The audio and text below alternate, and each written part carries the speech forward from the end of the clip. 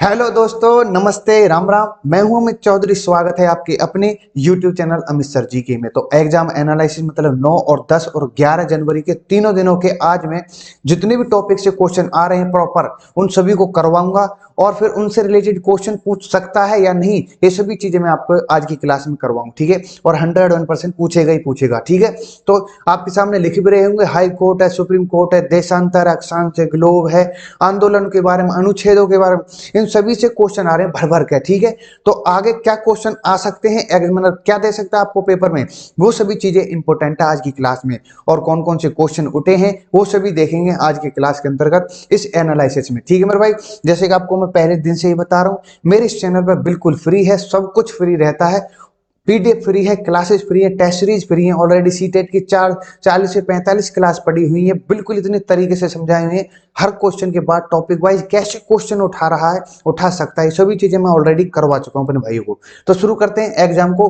ठीक है, एग्जाम में पूछे गए क्वेश्चन जो आपके सामने टॉपिक तो दे रखे हैं, इनसे रिलेटेड कैसे क्वेश्चन आएंगे अब वो जान लो आप। ठीक है, देखो इंपोर्टेंट है, सभी आंदोलन को करेंगे, हाई कोर्ट सुप्रीम कोर्ट से रिलेटेड क्वेश्चन करेंगे सभी, और स्लोगन वगैरह ही पूछ रहा है, सुमेलित करके अक्षांश देशांतर से क्वेश्चन आ रहे हैं। ये सभी चीजें इंपॉर्टेंट है, आज की क्लास में सभी का खंडन कर दूंगा मैं। तो फर्स्ट क्वेश्चन आपके सामने है, इंपॉर्टेंट क्वेश्चन है, भारत जोड़ो प्रस्ताव का आलेख बनाया था, इस प्रकार से क्वेश्चन आ रहे हैं। जवाहरलाल नेहरू ने, महात्मा गांधी, अब्दुल कलाम आजाद या सरोजनी नायडू। आप सभी को पता होगा भारत छोड़ो आंदोलन 1942 में 8 अगस्त को दिया था, जो कि करो या मरो का स्लोगन देने वाले कौन थे? महात्मा गांधी। तो यहाँ पर रिप्रेजेंट या पर प्रेजेंट करने वाले कौन थे? महात्मा गांधी जी थे। B is the right answer हो जाता है मेरे भाई। नेक्स्ट क्वेश्चन पर चलते हैं। ठीक है, जल्दी जल्दी से क्वेश्चन कर लेंगे, ज्यादा से ज्यादा क्वेश्चन हो जाएंगे मेरे भाई कम समय में, बहुत ही बढ़िया रहेगा आपको।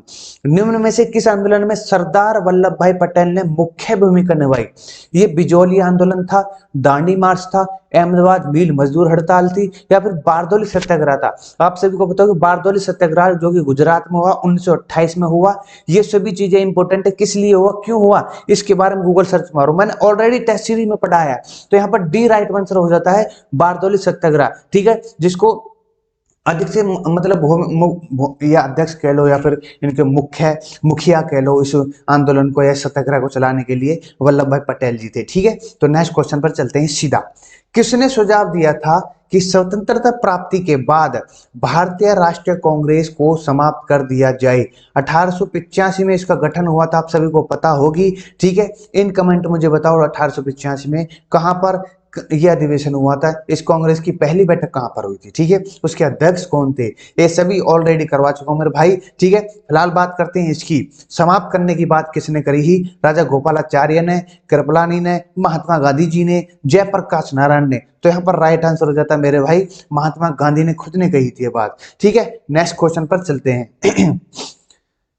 भारतीय राष्ट्रीय कांग्रेस की त्रिपुरी सम्मेलन में वर्ष 1939 में सुभाष चंद्र बोस को कांग्रेस का अध्यक्ष चुना गया था। वह त्रिपुरी कहां पर है? देखो ऐसे क्वेश्चन उठ रहे हैं, तो कलकत्ता में है, पुणे में है, जबलपुर में है, अहमदाबाद में है। तो जबलपुर यहाँ पर राइट आंसर हो जाता है। अब जबलपुर कहां पर? जबलपुर आपका मध्य प्रदेश में है। ठीक है, तो इंपोर्टेंट चीजें हैं, छोटी छोटी चीजें। एग्जामिनर का काम क्या है भाई? आपको फंसाना है। ठीक है, और मेरा काम क्या है? आपको हर क्वेश्चन को इस तरीके से बता दूं कि आप तुरंत पढ़ो और तुरंत आंसर दे दो। ठीक है, नेक्स्ट क्वेश्चन पर चलो। किसने असहयोग आंदोलन के दौरान कपड़ों को जलाया जाना? ये क्वेश्चन पूछा गया क्वेश्चन है, एक निष्ठा बर्बादी बताया था। ये क्वेश्चन आ सकता है, इतना मैं बता रहा हूं। ये लॉर्ड रीडिंग आप सभी को दिख रहे होंगे, जो फोटो को जानते हैं या फिर देखा होगा कभी इन्होंने। ठीक है, तो मोहम्मद अली जिन्ना लग रहे हैं, या मोतीलाल नेहरू लग रहे हैं, या फिर रविंद्रनाथ टैगोर। तो यहाँ पर डी यहाँ पर राइट आंसर हो जाता है मेरे भाई। रविंद्रनाथ टैगोर खुद ने इन्होंने कहा था असहयोग आंदोलन के दौरान। ठीक है मेरे भाई, चलो नेक्स्ट क्वेश्चन पर चलते हैं। आपके सामने नेक्स्ट क्वेश्चन, गांधी द्वारा स्थापित साबरमती आश्रम किस नगर के बाहर स्थित है? गांधीनगर में ही है, या फिर अहमदाबाद में है, राजकोट में, वर्धा। ये इंपॉर्टेंट है, गांधी द्वारा स्थापित साबरमती आश्रम गांधीनगर बहुत बार कहा गया। ठीक है, तो यहाँ पर राइट आंसर हो जाता है मेरे भाई बी, अहमदाबाद। ठीक है, नेक्स्ट क्वेश्चन चलो।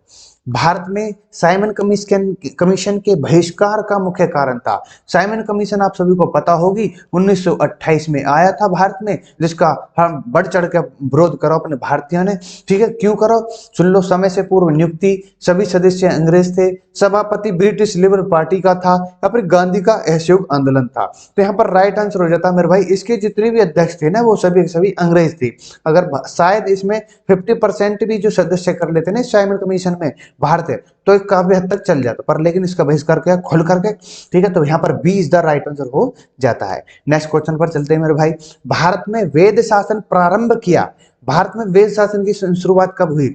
गवर्नमेंट ऑफ इंडिया एक्ट 1935, मान लो मिंटो रिफॉर्म जो 1909 में, या फिर मैंटिग्यू चेंज फोर्स जो 1919 में या 1919 से, या साइमन कमीशन 1928 से। तो यहाँ पर मेरे भाई जो वैध शासन है, जो वैध शासन है वो जो प्रारंभ हुआ था, ए यहाँ पर राइट आंसर हो जाता है 1935 गवर्नमेंट ऑफ इंडिया एक्ट से। ठीक है, नेक्स्ट क्वेश्चन चलो। हाँ देखो, डू एंड डाई जो ये मंत्र किसने दिया था? महात्मा गांधी जी ने दिया था, ये सभी आपको मैं बता चुका हूँ। नेक्स्ट क्वेश्चन चलो। नेक्स्ट क्वेश्चन आपके सामने है। अगर आप क्वेश्चन को ध्यानपूर्वक पढ़ोगे, बढ़िया तरीके से पढ़ोगे, कंसंट्रेट से पढ़ोगे, अगर एक बार में ये चीजें कर ली तो समय की कीमत, जो समय जो है वो बचेगा। ठीक है, और अब आपने एक बार क्वेश्चन पढ़ ले, फिर ऑप्शन पढ़े, फिर क्वेश्चन पढ़े, फिर समझ नहीं आ रहा कुछ, पहले ही क्वेश्चन आराम से पढ़ो, बिल्कुल धीरे से। ठीक है, एक बार में टाइम लगाओ जितना लगाना हुआ मैं। ठीक है, निम्नलिखित में से किसने भारतीय राष्ट्रीय कांग्रेस के कराची अधिवेशन 1931 में जो हुआ था उसकी अध्यक्षता किसने करी मेरे भाई? जवाहरलाल नेहरू, या फिर जे.एम. सेनगुप्त, या एस.सी. बोस, या वल्लभ भाई पटेल? तो यहाँ पर राइट आंसर हो जाता है मेरे भाई, जो कराची अधिवेशन को किसने किया था? डी यहाँ पर राइट आंसर हो जाता है मेरे भाई, वल्लभ भाई पटेल इसकी अध्यक्षता की थी कराची अधिवेशन की। कराची अधिवेशन में क्या था? कराची अधिवेशन में मेरे भाई इसमें जो मौलिक अधिकार हैं, जो आर्थिक नीतियां हैं, वो सभी चीजें इनके सामने रखी गई थी। ठीक है, इसका मेन पर्पज यही था, जिसका अध्यक्षता किसने करी मेरे भाई? वल्लभ भाई पटेल। नेहरू मत भरी। चलो नेक्स्ट क्वेश्चन पर। हाँ, 1927 की जो बटलर कमेटी का उद्देश्य था भारतीय सेना का आधुनिकीकरण करना। देखो बटलर कमेटी जो था, मैं कई बार जिक्र छेड़ चुका हूं उसका और डिस्कस कर चुका हूं आपके सामने। भारतीय कृषि का आधुनिकीकरण करना, सेना का, कृषि का, या फिर भारतीय समाचार पत्रों का सेंसर लागू करना, या फिर भारतीय राज्य तथा देशी राज्यों के बीच में संबंध सुधारना था। यहाँ पर ये मेन पर्पज था। डी यहाँ पर राइट आंसर हो जाता है। जो बटलर कमेटी आई थी 1927 में, 1927 में, उसका मेन पर्पज आपके सामने, उद्देश्य जो था वो भारतीय सरकार और जो देशी राज्य के बीच में जो संबंध थे उनको सुधारना था। ठीक है, अब पता नहीं है ये करते या नहीं। नेक्स्ट क्वेश्चन, भारत छोड़ो का नेतृत्व करने वाले महात्मा गांधी जी थे। नेक्स्ट क्वेश्चन पे चलो। अच्छा, नेक्स्ट क्वेश्चन आपके सामने है। 1947 मतलब 1947 के भारतीय राष्ट्रीय कांग्रेस के दिल्ली अधिवेशन की अध्यक्षता करने वाले कौन थे? आप सभी इस फोटो को जानते हो, तुरंत दे दो। कृपलानी गलत हो जाते हैं, राजेंद्र प्रसाद, अब्दुल कलाम गलत हो जाते हैं, जवाहरलाल नेहरू भी नहीं देख रहे, तो बचा कौन मेरे भाई? बी राइट आंसर हो जाता है, राजेंद्र प्रसाद, जो कि आज तक का रिकॉर्ड सबसे ज्यादा समय कार्यकाल इनका रहा है राष्ट्रपति के रूप में। नेक्स्ट क्वेश्चन आपके सामने है और ये भाई भारत रत्न को मिला है। नेक्स्ट क्वेश्चन चलो। भारतीय राष्ट्रीय कांग्रेस का 1938 का अधिवेशन किस शहर में हुआ? देखो भारतीय राष्ट्रीय कांग्रेस का अधिवेशन की बात हो रही है और वो भी 1938 की बात हो रही है। तो ये हरिपुरा में है, पटना में है, रांची में है, भागलपुर में। सिंपल है, हरिपुरा कहाँ पर है? गुजरात में। ऐसे पूछ लेगा हरिपुरा कहाँ। ठीक है, तो अब आते हैं भूगोल के क्वेश्चन, जो कि देशांतर और अक्षांश पर रिलेटेड करके क्वेश्चन पूछ रहा है आपसे। पृथ्वी एक घंटे में कितने देशांतर घूम लेती है? 12 डिग्री, 15 डिग्री, 18 डिग्री, या फिर 20 डिग्री? घंटे की एक बात मैं आपको बता चुका हूं कि 60 मिनट हुए हैं और 60 मिनट में 15 डिग्री घूम जा मेरे भाई, 15 चौका 60। ठीक है, इस प्रकार से 1 डिग्री जो है 4 मिनट का हिसाब चला है, तो यहाँ पर 15 डिग्री 1 घंटा को बैठ जा। सीधी सीधी मैंने और ये कैलकुलेट जो सिस्टम है मैंने ऑलरेडी टेस्ट सीरीज में बताया हुआ है अपने भाइयों को। ठीक है, नेक्स्ट क्वेश्चन पर चलो। दक्षिणी ध्रुव का अक्षांश है, अब दक्षिणी ध्रुव, उत्तरी ध्रुव, ये सभी मैं बता चुका हूँ मेरे भाई। ठीक है, नॉर्थ पोल, साउथ पोल, पूछ साउथ पोल ये की, तो ये अक्षांश जो है 70 डिग्री है, 80 डिग्री है, 90 डिग्री, 100 डिग्री। तो 90 डिग्री पे ये अक्षांश, सिंपल सी बात मेरे भाई ठीक है, नेक्स्ट क्वेश्चन पर चलो। नेक्स्ट क्वेश्चन आपके सामने है, निम्नलिखित में से किन देशों के समूह से भूमध्य रेखा गुजरती है? ये भूमध्य रेखा, ये विषुवत रेखा, ये कर्क रेखा, इनके सभी मैंने देश से लेकर अपने भारत के राज्य से लेकर कर्क रेखा के सभी मैंने करवा चुके हैं। ठीक है, तो ये सभी चीजें इंपोर्टेंट है, पूछा गया क्वेश्चन है। भूमध्य रेखा, भूमध्य रेखा मतलब विषुवत रेखा, इक्वेटर लाइन जिसको कहा जाता है। ठीक है, तो यह ब्राजील, जाम्बिया देश, ये गलत हो जाता है। Colombia, Kenya, Indonesia is the right answer हो जाता है मेरे भाई, ये आप ध्यान रखना। ठीक ठीक है, नेक्स्ट है, प्रधान माध्यान्ह रेखा किस स्थान से होकर गुजरती है? Greenwich, Sydney, Greenland, Allahabad. आपको दिख रही होगी ये रेखा जो है ग्रीनविच, जो कि कहां पर स्थित है? इंग्लैंड में, ब्रिटिश में, ब्रिटेन में स्थित है। प्रधान मध्यान्ह रेखा Greenwich is the right answer हो जाता है, A is the right answer हो जाता है। नेक्स्ट क्वेश्चन की तरफ चलेंगे मेरे भाई। नेक्स्ट क्वेश्चन आपके सामने, ग्रीनविच रेखा से तात्पर्य अभी मैंने बताया है 0 डिग्री अक्षांश होगी वो, या फिर 0 डिग्री देशांतर, 180 डिग्री पूर्व देशांतर या पश्चिमी देशांतर। तो सिंपल है मेरे भाई, बी यहाँ पर राइट आंसर हो जाता है, जैसा भी मैंने बताया पिछली में। ठीक है, ये जो है ये देशांतर ही है। ठीक है, नॉर्थ पोल और साउथ पोल को जोड़ने वाली देशांतर रेखाएं होती हैं, आप सभी को पता होनी चाहिए। नेक्स्ट क्वेश्चन की तरफ चलते हैं, मकर रेखा निम्न में से किस देश से होकर नहीं जाती? मकर रेखा की बात हो रही है, दक्षिण अफ्रीका, अर्जेंटीना, चिली, फिलीपींस। ये जो है मकर रेखा के सारे देश मैंने ऑलरेडी आपको बताए हुए हैं। तो यहाँ पर मकर रेखा पे आप अंदाजा लगाओगे, दक्षिण अफ्रीका में थे मकर रेखा। दक्षिण अफ्रीका ऐसा एक अकेला महाद्वीप है जहां कर कर रेखालय, विषुवत रेखालय या मकर रेखा तीनों की तीनों लाइन गुजरती हैं। तो पहला तो ये गलती हो जाता है। अर्जेंटीना, अर्जेंटीना कहाँ पर है? यूरोप में है। ठीक है, ये भी गलत है। चिल्ली, चिल्ली यहाँ पर ये भी गलत है। तो फिलीपींस यहाँ पर D is the right answer हो जाता है। ये आप एक बार देख लेना, ठीक है, शायद मैं गलत ना हूं। नेक्स्ट क्वेश्चन पर चलते हैं, देशांतरों की संख्या कितनी है? अब देशांतर संख्या, अक्षांश रेखा सॉरी, इन सभी की मैंने संख्या या फिर टोटल करके बताया हुआ, किस प्रकार से कैसे गिनते हैं और क्यों गिनते हैं, किसके द्वारा गिनी जाती है, सभी चीज ये ऑलरेडी मैंने बताई है अपने भाइयों को टेस्ट सीरीज में।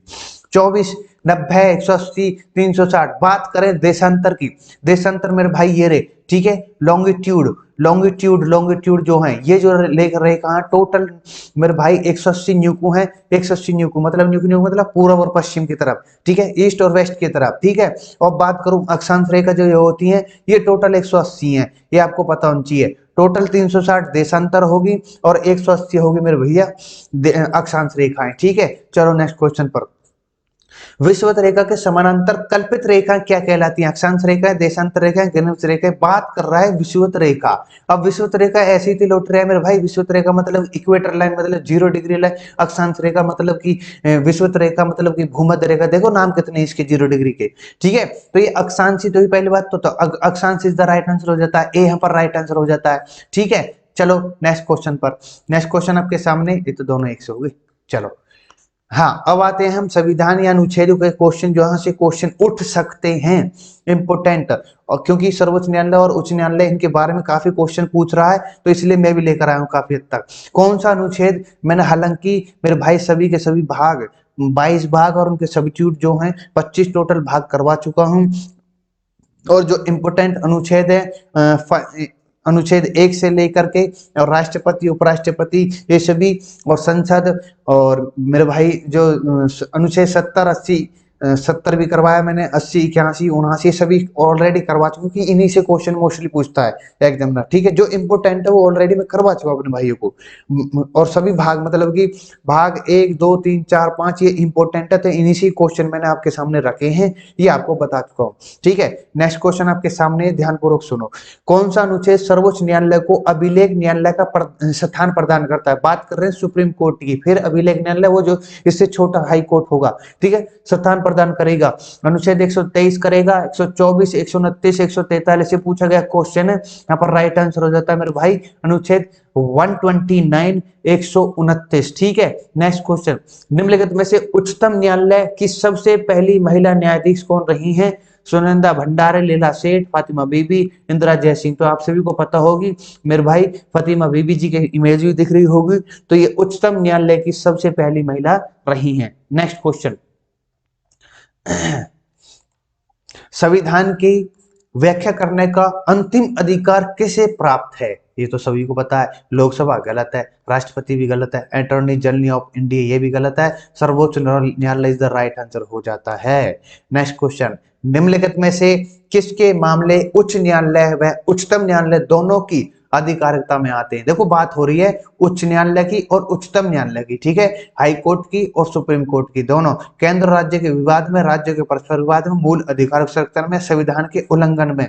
डी यहाँ पर राइट आंसर हो जाता है, संविधान के उल्लंघन से संरक्षण को लेकर के दोनों ही अधिकारिता रखते हैं, ठीक है। नेक्स्ट, सर्वोच्च न्यायालय के किस मुख्य न्यायाधीश सीजेआई जो थे 20 जुलाई 1969 में और 24 अगस्त 1969 तक कार्यकारी राष्ट्रपति के रूप में कार्य किया था। तो ऐसे पहले किस्मत वाले मेरे भाई HM हिदायतुल्लाह, ठीक है, उस समय सुप्रीम कोर्ट के सीजेआई भी थे और उसके बाद ये कुछ समय कार्यकाल के दौरान राष्ट्रपति भी बने थे, ठीक है मेरे भाई। चलो नेक्स्ट क्वेश्चन, वर्ष 1973 में सर्वोच्च न्यायालय जो सुप्रीम कोर्ट है किस मुख्य न्यायाधीश की नियुक्ति के समय प्रथागत वरिष्ठता के सिद्धांत की पहली बार त्यागा गया था? वो है A.N. रे जो थे। यहाँ पर ज्यादा आगे नहीं बढ़ते हुए 1973 में आप सभी को पता होगा केशवानंद भारती को केस को लेकर के, जिसमें 12-13 जजों की पीठ बैठे थे, आज तक का रिकॉर्ड है वो भी, ठीक है, ये ऑलरेडी मैं जिक्र कर चुका हूँ। नेक्स्ट है, सर्वोच्च न्यायालय के प्रथम मुख्य न्यायाधीश कौन रहे हैं? हीरालाल जे कानिया जी इज द राइट आंसर हो जाता है, ठीक है मेरे भाई। और चलते हैं, कुछ इस प्रकार से क्वेश्चन आ सकते हैं। हाँ, अगला क्वेश्चन आपके सामने है, किस उच्च न्यायालय के सर्वाधिक स्थायी अस्थायी खंडपीठ है? राजस्थान उच्च न्यायालय, गुवाहाटी उच्च न्यायालय, कलकत्ता, या फिर यहाँ पर गुवाहाटी जो है इसके अपने अस्थायी खंडपीठ है टोटल, ठीक है। अब टोटल आई थिंक 52 है, कितने हैं वो एक बार चेक कर लेना। भारत के किस उच्च न्यायालय में न्यायाधीशों की संख्या सबसे अधिक है? उच्च न्यायालय मतलब हाई कोर्ट की बात है, बॉम्बे में, कलकत्ता, गुवाहाटी, इलाहाबाद। तो यहाँ पर डी राइट आंसर हो जाता है, इलाहाबाद उच्च न्यायालय के अंतर्गत न्यायाधीशों की संख्या सबसे अधिक है, ये इंपॉर्टेंट है। नेक्स्ट क्वेश्चन, भारत के किस उच्च न्यायालय में न्यायाधीशों की संख्या सबसे कम है? सबसे कम की भी पूछ लेगा तो सिक्किम पे यहाँ पर राइट आंसर हो जाता है फिर से, ठीक है। तो ये इंपॉर्टेंट है, जितने मैं अपने भाइयों ने बता रहा हूँ डिस्कशन कर लेना, इंपॉर्टेंट क्वेश्चन है। अच्छा, एक और बात है, भारतीय मानक समय का यमोत्तर नहीं गुजरती, मतलब जो भारतीय टाइम है, जो इंडियन स्टैंडर्ड टाइम है, वो जो लाइन है अपनी यमोत्तर 82.5 डिग्री जिसको कहा जाता है, ठीक है मेरे भाई, जिसको कहा जाता है टोटल 82.5 डिग्री ग्रीनविच लाइन जो है, जो अभी मैंने बताया जो विश्व की है जिसको GMT बोला जाता है, उससे 82.5 डिग्री पूरब में स्थित है अपना भारत स्थित है। उसको टोटल कैलकुलेशन मैंने ऑलरेडी टेस्ट सीरीज में करवाया है, गुना भाग करके 5 घंटा 30 मिनट आगे हमारा भारत है। और इसकी भारतीय मानक रेखा की बात कर रहे हैं, जिसकी ट्रुक मैंने आपने दे रखी है, उमा ऐसी चलते ही उड़ी। तो ऊते उत्तर प्रदेश मान लो, माते मध्य प्रदेश मान लो, एते अरुणाचल प्रदेश, सीते छत्तीसगढ़ और उड़ीते उड़ीसा, इन्हीं राज्यों से होकर गुजरती है रेखा, आपके सामने दे रखी है, ये देख सकते हो, ये रही है वो रेखा, ठीक है मेरे भाई। Indian standard time. अब आपको पूछ ले कौन सा क्षेत्र है, कौन सा जिला, इलाहाबाद के नैनी नैनी ऐसे कुछ नाम है, तो वहां कर होकर गुजरती है, जहां से टाइमिंग पूरे भारत में पूरे भारत को मान्यता प्राप्त है, मतलब कि चाहे पूर्व जाओ पश्चिम जाओ एक ही टाइम रहेगा पूरे ऑल इंडिया के अंदर, ठीक है। चलो नेक्स्ट क्वेश्चन, ये भारतीय मानक समय किससे नहीं होकर गुजरती है? तो ये ट्रिक मैंने दे रखी साइड में, आंध्र प्रदेश से भी है, छत्तीसगढ़ से, उत्तर प्रदेश से भी, तो महाराष्ट्र नहीं है, राइट आंसर महाराष्ट्र है। पश्चिमी घाट आप सभी को पता होनी, पश्चिमी घाट ये रहा, पूर्वी घाट ये रहा, ठीक है। इन सभी के राज्यों को मैंने कौन कौन से पश्चिमी घाट पर राज्य पर स्थित है, कौन कौन से पूर्वी घाट में राज्य स्थित है, ठीक है, कौन कौन सी पहाड़ियां हैं, किस वजह से बारिश नहीं होती, किस वजह से बारिश कहां पर ज्यादा होती है, सभी चीजें ऑलरेडी टेस्ट सीरीज में करवा चुका हूं, ठीक है। तो पर्वत यहाँ पर राइट आंसर हो जाए, पर्वत की श्रृंखला ज्यादा अधिक मात्रा में पश्चिमी घाट में, ठीक है। नेक्स्ट क्वेश्चन की तरफ चलो, शिव समुद्र किस नदी द्वारा बनाया गया द्वीप है? Ganga, Godavari, Krishna, cowrie. Cowrie is the right answer हो जाता है, जो कि 68 या 70 मीटर ऊंचे से ये झरना सा है, फिर कुछ गिरता है इसके ऊपर, जो द्वीप बनता है, ठीक है भाई। चलो एक मिनट देख लेता हूं, आगे है कोई क्वेश्चन है? हाँ है गया।